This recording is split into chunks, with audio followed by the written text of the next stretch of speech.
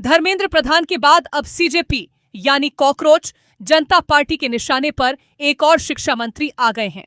लेकिन यहां पर सबसे बड़ा सवाल ये है कि क्या सच में अभिजीत दिप के बच्चों की पढ़ाई और सरकारी स्कूलों की बदहाली पर ध्यान दे रहे हैं या फिर बच्चों के भविष्य के मुद्दे पर अपनी राजनीतिक रोटियां सेंक रहे हैं। सवाल ये भी है कि क्या वाकई ये स्कूल ठीक करो अभियान है या फिर डबल स्टैंडर्ड वाली राजनीति। क्योंकि एक तरफ अभिजीत दिप के सरकारी स्कूलों की बदहाली को लेकर महाराष्ट्र सरकार और शिक्षा मंत्री दादा भुसे पर सवाल उठा रहे हैं, लेकिन दूसरी तरफ बड़ा सवाल ये है कि क्या उनकी मुहिम हर सरकार के लिए एक जैसी है।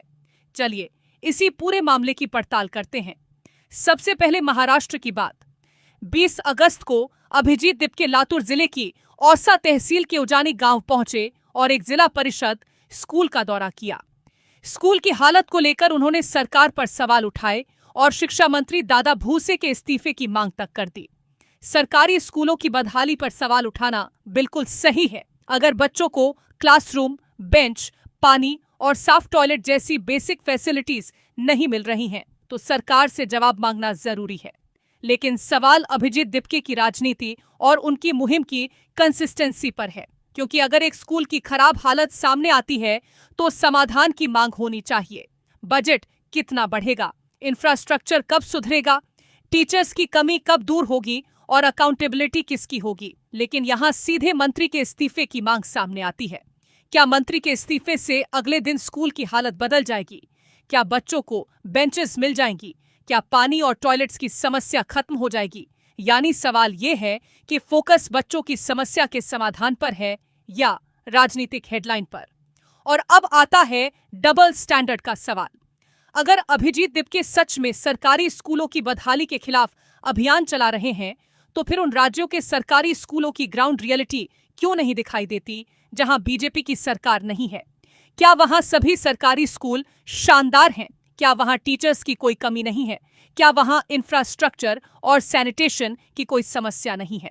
अगर समस्याएं वहां भी हैं, तो फिर सीजेपी वहां क्यों नहीं पहुंच रहा? क्यों वहां के शिक्षा मंत्रियों से सवाल नहीं हो रहे? क्यों वहां के नेताओं से इस्तीफे की मांग नहीं की जा रही? क्यों वहां के सरकारी स्कूलों को लेकर वहीं तीखी आवाज सुनाई नहीं देती? यही वो सवाल है जो अभिजीत दिपके के स्कूल ठीक करो अभियान को लेकर डबल स्टैंडर्ड की बहस खड़ी करता है।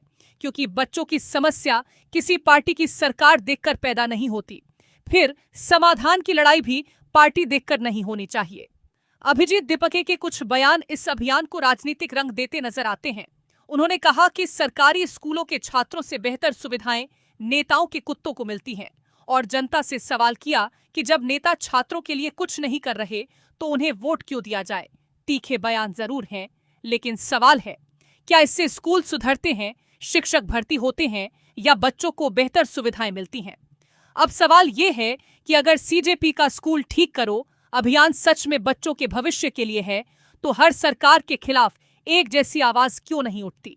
बीजेपी शासित राज्यों में अभियान और विरोध साफ दिखता है, लेकिन पंजाब, हिमाचल और झारखंड जैसे गैर बीजेपी राज्यों में उतनी सक्रियता क्यों नहीं दिखती?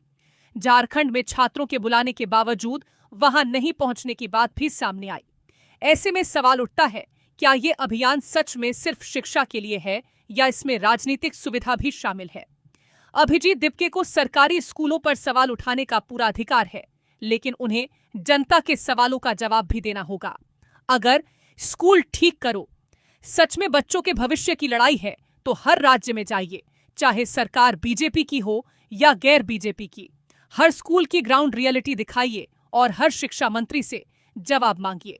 सिर्फ एक सरकार को घेरना और बाकी पर चुप रहना डबल स्टैंडर्ड का सवाल खड़ा करता है। तो सीधा सवाल है, क्या आप सच में बच्चों की पढ़ाई के लिए लड़ रहे हैं या फिर इसी मुद्दे पर अपनी राजनीतिक रोटियां सेंक रहे हैं? अगर अभियान बच्चों के लिए है, तो हर सरकार के सामने एक जैसे सवाल क्यों नहीं? अब फैसला जनता करे, ये स्कूल ठीक करो अभियान है या डबल स्टैंडर्ड वाली राजनीति? अपनी राय कमेंट में बताइए और ऐसे ही अपडेट्स के लिए जुड़े रहिए।